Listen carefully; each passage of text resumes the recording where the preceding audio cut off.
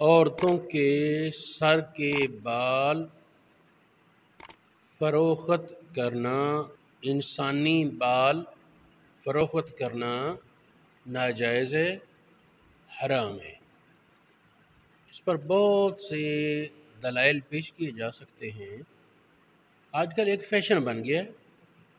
پچھلے دنوں میں مدرسے سے نکلا تو گلی میں آواز لگا رہا تھا، اور وہ جی تو میں نے پھر اسے ڈانٹ دیا۔ اللہ پاک ہدایت عطا فرمائے۔ یہ میں نے ایک مثال دی، ورنہ یہ گھر گھر اور بہت سے لوگ یہ کاروبار کرتے ہیں۔ اب جو بات میں کہنا چاہتا ہوں وہ یہ کہ واصلہ اور مستوصلہ، بال ملوانے والی اور ملانے والی، اس پر لعنت، یہ بہت سی احادیث سے، بخاری شریف، مسلم، سنن ابن ماجہ، مسند احمد بن حنبل اور بہت سی کتابوں میں یہ حدیث ثابت ہے۔ یہ جو بال بیچتی ہیں عورتیں، خریدنے والے خریدتے ہیں، ان کو پھر عورتوں کے سر پر بال لگانے کے لیے استعمال کیا جاتا ہے، ورنہ انہیں خریدنے کی کیا ضرورت؟ کوئی ایسے وگیں یا کوئی ایسی چیز بنائی جاتی ہوگی جس سے وہ انسانی بال میں اس کی پیبند لگایا جا سکے، جوڑا جا سکے۔ یہ وہی نہج کا کام۔ جب تک رزق حلال نہیں ہوگا، جب تک رزق حلال نہیں ہوگا، اس وقت تک آدمی کی عبادات بھی قبول نہیں۔ اس مضمون پر بہت سی حدیثیں میرے سامنے ہیں، میں ان میں سے ایک حدیث اس وقت پیش کرتا ہوں۔ یہ مسلم شریف سے، صحیح مسلم، یہ حدیث اور بھی کئی کتابوں میں موجود ہے، مصنف عبد الرزاق میں، مسند احمد بن حنبل میں، جامع ترمذی میں، سنن دارمی میں موجود ہے۔ میں یہ حدیث مسلم شریف سے آپ کے سامنے پیش کرتا ہوں، دیکھیں۔ ابو ہریرہ رضی اللہ تعالیٰ عنہ روایت کرتے ہیں، آقا کریم صلی اللہ علیہ وآلہ وسلم نے ارشاد فرمایا، اے لوگو، یقیناً اللہ تعالیٰ پاک ہے اور صرف پاک کو قبول کرتا ہے۔ ان اللہ طیب لا یقبل الا طیبا۔ پھر فرمایا اللہ تعالیٰ نے ایمانداروں کو اسی کام کا حکم دیا جس کا رسولوں کو حکم دیا، تو پہلے رسولوں کے حکم کا ذکر کیا، یا ایھا الرسل، اے رسولو، پاکیزہ چیزیں کھاؤ، نیک عمل کرو، میں تمہارے عملوں کو جانتا ہوں۔ اس کے بعد آیت تلاوت کی، یا ایھا الذین آمنوا کلوا من طیبات ما رزقناکم، اے ایمان والو، ان پاکیزہ چیزوں سے کھاؤ جو ہم نے تمہیں عطا کی، رزق دیا۔ اس کے بعد نبی پاک علیہ السلام نے کسی آدمی کا ذکر کیا جو لمبا سفر کرتا ہے، اس کے بال پراگندہ ہو جاتے ہیں، گنجر پڑ جاتا ہے، گرد و غبار سے اٹھ جاتے ہیں، لمبا سفر کر کے کسی بہترین جگہ جا کر دعا مانگتا ہے، لمبے ہاتھ کرتا ہے، اے میرے رب، اے میرے رب۔ نبی پاک نے فرمایا مطعمہ حرام، اس کا کھانا حرام کا ہے، ومشربہ حرام، اس کا پینا حرام ہے، وملبسہ حرام، اس کا لباس حرام ہے، وغذی بالحرام، اس کو حرام کی غذا دی جاتی ہے، فأنی یستجاب لہ، اس کی دعا کیسے قبول ہو؟ اسی میں اشارہ باقی عبادات کا بھی آ گیا، ان اللہ طیب لا یقبل الا طیبا، اللہ پاک ہے، پاک ہی کو قبول کرتا ہے۔ دیکھیں حضرت ابوبکر صدیق رضی اللہ تعالی عنہ، آپ کو ایک موقع پر کسی خادم نے کوئی ایسی چیز دی جو جائز نہیں تھی، ناجائز تھی، لیکن بتایا نہیں، بعد میں بتایا کہ یہ دودھ میں نے فلاں طریقے سے حاصل کیا تھا، فلاں ذریعے سے۔ تو سیدنا ابوبکر صدیق نے گلے میں انگلی مار کر تکلف کے ساتھ کہہ کر دی، اور اس کے بعد آپ نے یہ حدیث بیان فرمائی، ہر جزو بدن جس کی بنیاد حرام ہے، حرام رزق سے بدن کا جز بننے والا حصہ وہ آگ کے لائق ہے، وہ جنت کے لائق نہیں۔ جسم کا جو حصہ حرام رزق کی وجہ سے بڑھے گا وہ جہنم کا ایندھن ہونے کے لائق ہے۔ یہ حدیث ابوبکر صدیق سے اور کئی اور صحابہ سے مروی ہے۔ یہ مسند بزار میں موجود ہے، حلیت الاولیاء میں موجود ہے، طبرانی کی معجم کبیر میں، معجم اوسط میں، معجم صغیر میں موجود ہے، شعب الایمان امام بہقی کی کتاب ہے اس میں موجود ہے، اور بہت سی اور کتابوں میں یہ حدیث موجود ہے۔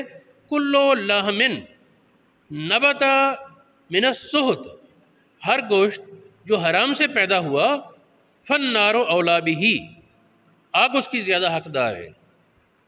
اب دیکھیں اللہ رب العالمین نے قرآن پاک میں فرمایا کو انفسکم و اہلیکم نارا، اپنے آپ کو اور اپنے گھر والوں کو آگ سے بچاؤ۔ معنی یہ ہے، اس کے معنی کی وسعت ہے، اس میں ایک معنی یہ بھی ہے جو آج کے موضوع سے ٹچ کرتے ہیں کہ حرام رزق نہ خود کھاؤ نہ اپنے بچوں گھر والوں کو کھلاؤ، ورنہ اس کی نحوست سے وہ جہنم کے راستے پر گامزن ہوں گے۔ کتنا بڑا وبال ہے تھوڑے سے اس مفاد کا، اور یہ مفاد کتنی دیر وہ کھلا لے گا اپنے بچوں کو؟ جو یہ بالوں کی اجرت ہے یا بالوں کا کاروبار کرنے والا آدمی، وہ اسے کتنا نفع کما لے گا، کتنا دیر وہ خوشحالی سے رہے گا؟ آخر موت تو حق ہے۔ علماء نے جہاں یہ مسئلہ لکھا ایک قاعدہ بیان کیا، الامور بمقاصدہا، جو کام کسی مقصد سے کیا جائے نا، جس کام کے نتیجے میں دوسرا کام ہونا ہے، تو اس کام پر بھی وہی حکم لاگو ہوگا۔ مثال کے طور پر ایک آدمی اسلحہ خریدتا ہے فتنے کے دور میں، تو وہ اسلحہ خریدنا مانا جائے گا کہ یہ اس نے شرارت کرنی ہے۔ کوئی افیون یا کوئی ایسی چیز لیتا ہے جس میں دبا ہونے کا بھی امکان ہے اور نشے کا بھی امکان ہے، قلیل مقدار میں طبیب استعمال کر لیتے ہیں، تو اگر دوا کے لیے لے رہا ہے تو جائز، اور اگر وہ حرام کے لیے لے رہا ہے تو ناجائز۔ بت خانے ابراہیم علیہ السلام بھی گئے تھے اور بت پرست بھی جاتے ہیں۔ والامور بمقاصدہا، ابراہیم گئے تھے بت کدا تباہ کرنے کے لیے، آپ کا جانا فضیلت والے جہاد میں آیا، اور جو عبادت کے لیے جاتا ہے اس کے لیے وبال ہے۔ سیدنا یوسف علیہ السلام آپ پاک دامن ہیں،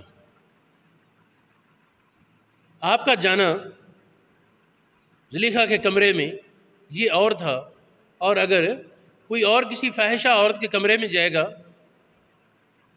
تو وہ پھر کچھ اور ہے۔ تو خیر یہ اختصار کے ساتھ ضابطہ ابراہیم علیہ السلام والی مثال سے بڑا واضح ہو گیا۔ الامور بمقاصدہا، ہماری شریعت میں ہے کسی کا باپ اگر شرابی ہے، شراب مانگے حکم ہے نہ دو، پی لے تو حکم ہے پیالہ اس کے ہاتھ سے پکڑ لو۔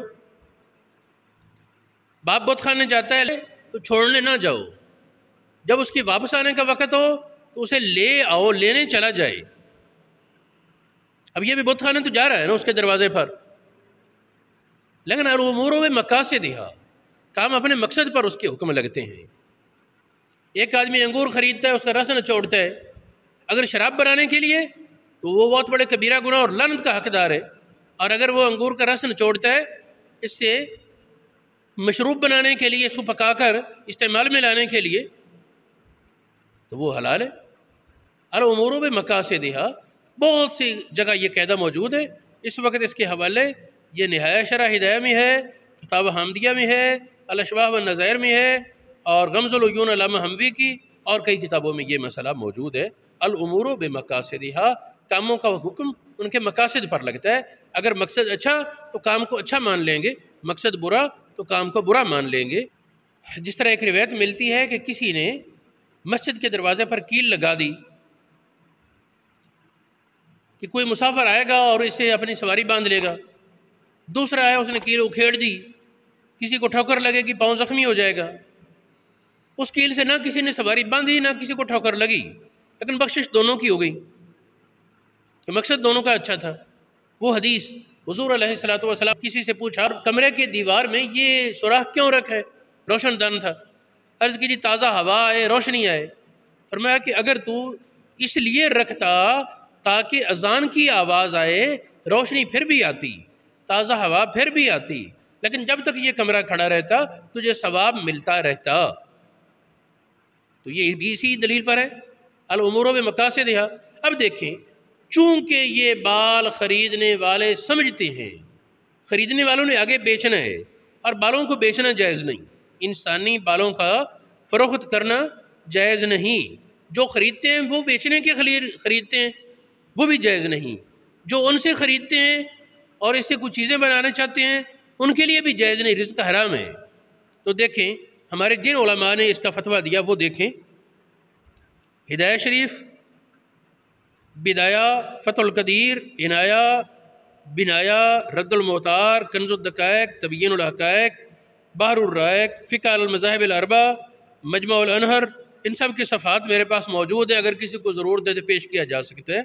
پھر جامع صغیر امام محمد کی کتاب، اس میں بھی بڑی وضاحت سے کہا لا یجوز بیع شعر الانسان، انسانی بالوں کو بیچنا جائز نہیں۔